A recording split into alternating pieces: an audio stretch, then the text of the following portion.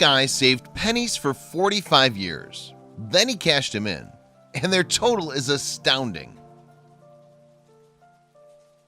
Staff at Ruston Origin Bank in Ruston, Louisiana are unlikely to ever forget the day in October of 2015 when Otha Anders arrived at their branch to make a deposit. Why? Because Anders wasn't making any ordinary deposit. He was making a deposit of pennies. A lot of pennies.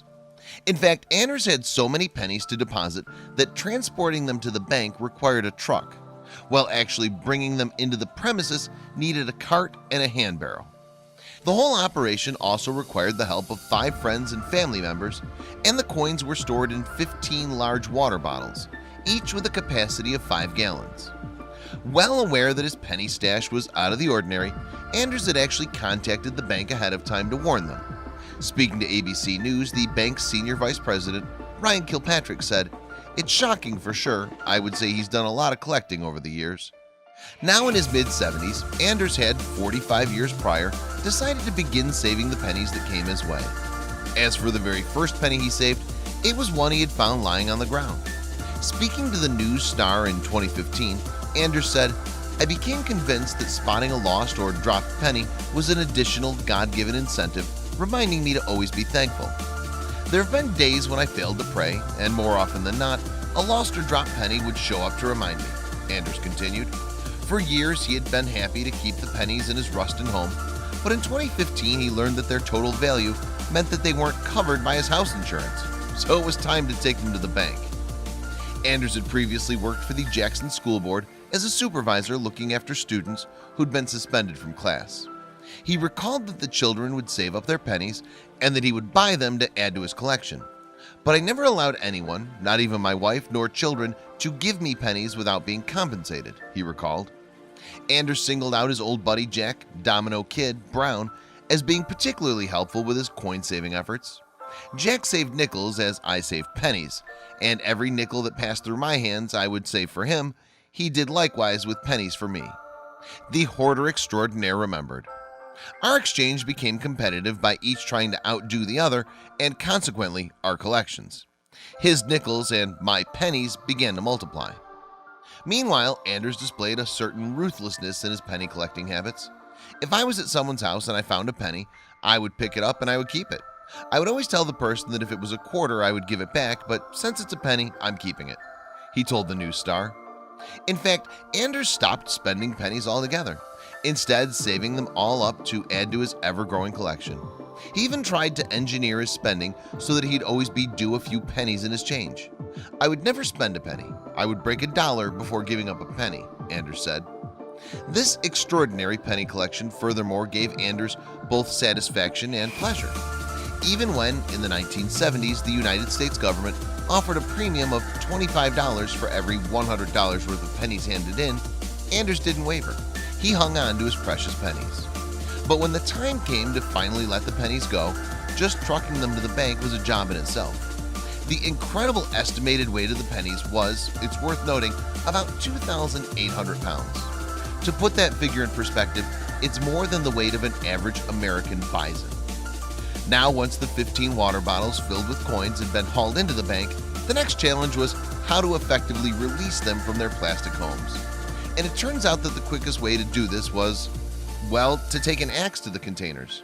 Who says subtlety always pays? Then, after the pennies were retrieved from the bottles, the task of counting could start. Unsurprisingly, this was done with automated counting machines. After all, nobody wants to count 2,800 pounds worth of pennies by hand. Plastic buckets then were used to pour the pennies into the counting machines. But even with the use of automatic counters, tallying up all the pennies took 5 hours of continuous counting. As Anders watched on, the machines gobbled up the pennies he'd saved for 45 years. Incredibly too, bank staff had to change the coin machine bag about every 20 minutes because each would only hold a maximum of $50 worth of pennies. Eventually, all the pennies were counted, so now came the moment of truth. What was the final value of the pennies that Anders had spent 45 years of his life collecting? The answer was an impressive $5,136.14.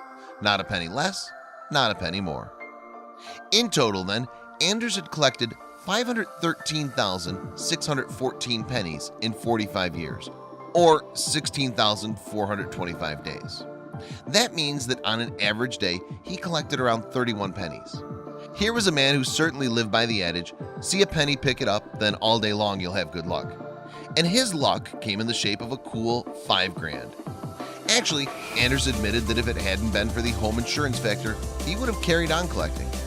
I wanted to fill 5 5-gallon water jugs. That was the goal, but I couldn't stop. If I hadn't turned them in yesterday, I was not going to stop, he told ABC News. However, Anders isn't the only one who likes to hoard coins on a grand scale. In 2015, the BBC reported on the amazing way in which a Mr. Gan had paid for a new car in Xi'an, a city in northeast China. Then, Mr. Gan forked out for his purchase with 660,000 coins and 20,000 notes, each one with the astonishing value of 1 yuan, about 16 cents. What's more, his stash of small change weighed in excess of an astonishing 8,800 pounds. Back in the States, meanwhile, Ira Keyes was another person who liked to save his pennies. In 2015, the 81-year-old took his coin collection to the Prosperity Bank in Slayton, Texas.